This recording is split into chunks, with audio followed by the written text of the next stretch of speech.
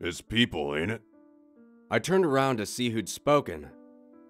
That late at night, there were just a few customers left, and only one was staring me down, unblinking. He was a heavy-set, gruff-looking fella with a salt and pepper goatee and an old trucker hat with the name Craig on it. "I beg your pardon?"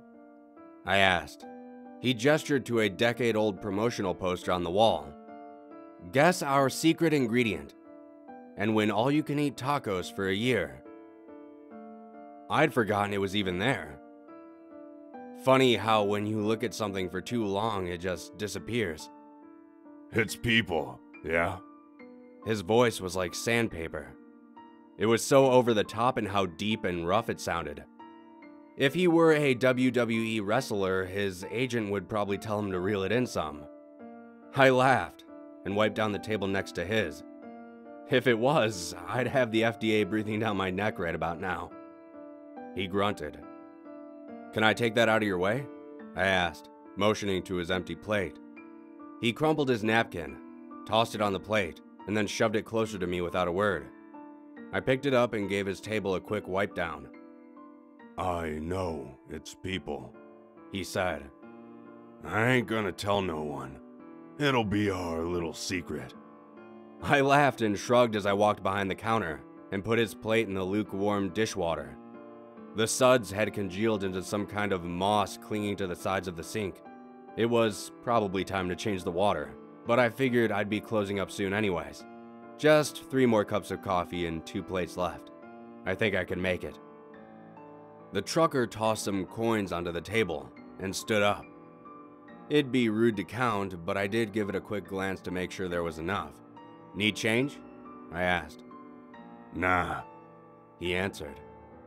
He walked over to the counter and grabbed one of my takeout menus, folded it in half, then stuffed it into his dirty jeans.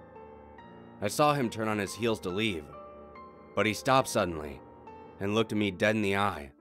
"Might have some fresh produce for you soon," he said, patting the pocket where he had shoved the menu. "We can figure out the payment later."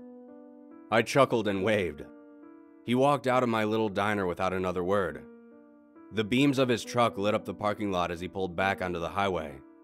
I was just one stop on the road for him, and he was just one of the many faces my diner attracted late at night, for being one of the only places open past midnight around here. I would have forgotten all about him if I hadn't come in one morning and found a note on my door. "Delivered you fresh produce. Let myself in. It's in the freezer." I was perplexed. I didn't recognize the handwriting, but I knew exactly how they had gotten in. The damn key under the welcome mat. It was missing. I walked into the diner, expecting to find it ransacked, but everything was fine. Totally normal. Until I looked in the freezer. "Oh my God," I muttered beneath my breath. There were 3 poor souls hanging from the meat hooks. It's weird, you know. I know that I saw them there. I remember calling the cops in a panicked frenzy, but I can't actually remember any specifics. Thank God. I couldn't tell you what they look like. Not their genders, not their skin color, not their sizes. It's all just a blur to me. That was weeks ago, and I've been racking my brain trying to remember what Craig looked like ever since.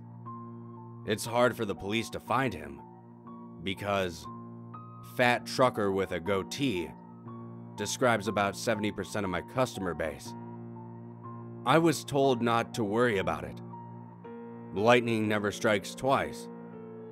They said Craig would never come back, that it was too risky.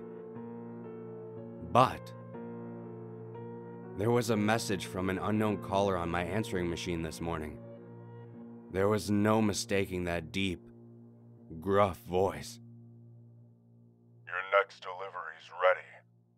Don't worry about the diner. I'll just leave it at your place."